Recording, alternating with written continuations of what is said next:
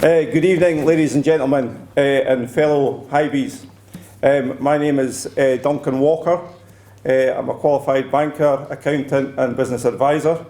I've run my own business for the last 20 years and I regularly interact with businesses both large and small, especially in the Edinburgh area, but sometimes beyond that as well. So that's just a little bit about me.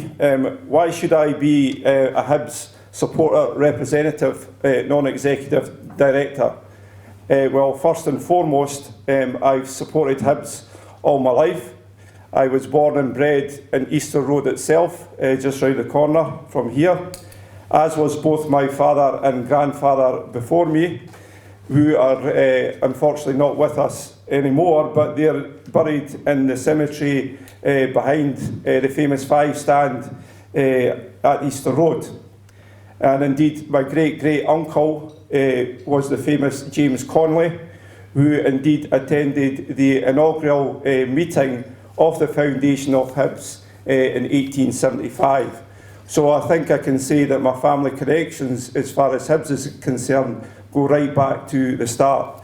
And I've continued that on, and my son will continue that on after me. Again, though, what specifically can I bring to the board for the fans and for the supporters? One of the first things I would want to do would be to explore ways in which we can work together to generate a full stadium at every game that's played at Easter Road. I think that's something that's worked using the German model by looking at pricing and various different ways that you can price for matches, because we do, even though our average crowds are up this season to 15,000 mark, we've still got quite a lot of empty seats, so we've got plenty of scope to get more people into the ground. So by looking at pricing, by looking at incentives, how we can attract more people to come to the ground, by adding other attractions, and maybe trying to influence the responsible sale of alcohol to attract more people that prefer to watch the match in the pub than come to the game, would enhance more supporters and encourage more to come back to our famous ground to create that special atmosphere that we've all experienced from time to time that a full stadium brings. And if they experience that special atmosphere, then they're more likely to come back again, because there's nothing better than having a capacity crowd at Easter Road to encourage people and to sample the atmosphere, which you don't get if you're watching on the TV, to come back again, because we've got a magnificent international standard size stadium with far better facilities, of course, than our neighbours across the city, and we need to maximise the use of this asset. And the same applies as far as our training facility, East Mains, is concerned, which again, I hasten to add, we own, and we don't just lease it like our neighbours across the city. And we need to involve the supporters in this, because the stadium and the training ground, I know there's been quite a lot of greater use made over recent years, but I think there's still more to come as far as that's concerned, and make it used not just when a game is played, but throughout the week. We need to maximise the use of that particular asset. So I would be using my business contacts and my experience on various different boards over the years to try and encourage that entrepreneurial spirit and the spirit that ideas from supporters can generate to try and get more people into the ground, which will make it more advantageous for all of us. So, what are my proposals for communicating with supporters, both receiving information from you and also feeding back to supporters? Well, I would encourage, first of all, I would do that through face-to-face, and not just on match days or in supporters clubs, which I'd be more than welcome to do, but even when I'm walking about the street, because I live not too far from the boundary of Leith. I live in New Haven, so I'm not too far away, and I'm regularly out and about seeing clients and whatnot, so face-to-face meetings is not a problem for me. My good lady wife, who's sitting in the audience here at the moment, is very well known in Leith as well, and I think she knows everybody that was born in Leith as well, not just their names, but also who their cousins were and who they're married and so on and so forth. So again, in terms of being known in the community, I think we are quite well known as far as that's concerned and can liaise with supporters face to face. Other ways, of course, to communicate as well, such as through email and Facebook. I would intend to create a Facebook page where people can communicate with me.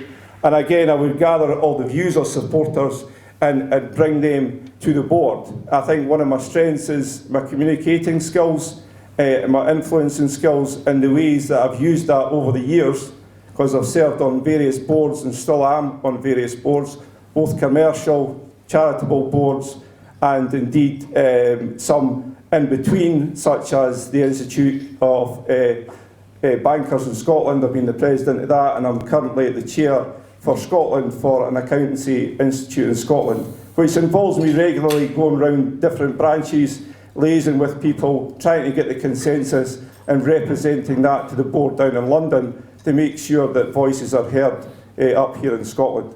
So I think I've got the experience to do that and help gather the supporters' views and communicate that in a consistent and coherent manner and professional manner to the board on behalf of the supporters.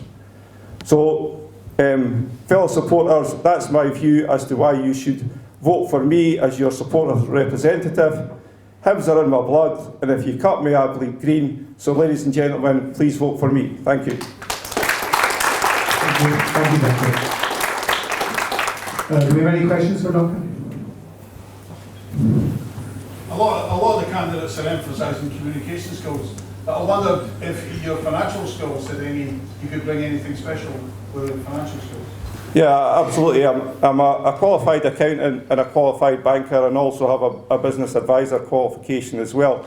I regularly work with what's termed SME businesses, small to medium-sized businesses, and provide them with what I would term more a coaching and advisor role with them. So I work with them on a regular basis to try and find out what is it they really want to achieve in their business.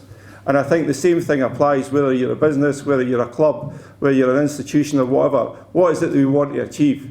And getting everybody to work in the same direction towards that. But financially, to be more specific about your question, I can read a balance sheet, I can read a P&L, I can read projections until the cows come home, basically, because I've had years and years of experience of doing that in different spheres. So looking at financial figures and working out, and that's why I quoted the example earlier, is to look at different ways where you can still generate the same income but have a full stadium, I think would be advantageous to both. And I think I could work on a model to try and achieve that financially. Thank you. Thank you. And last question. Do you understand the financial statements then that Hibs produce annually? Yes. Well, we probably need somebody on the board then. Well, I probably share you a little secret here. I used to be the head of training for a major bank. I'll go back 20 years, I hasten to add, so it wasn't in the times of the trouble, and I got out before that. But I used to be a trainer for a major bank, as I say, and one of the case studies I used to use at that time was Hibernian's set of accounts, and that was back in the late 80s and early 90s when we had some difficulties financially at that time. So I have studied the accounts quite thoroughly over the years, in answer to your question. Thank you. Perhaps you two could get together afterwards and talk about the accounts. Yeah, no problem. Thank you. Thank you very much. Thanks very much.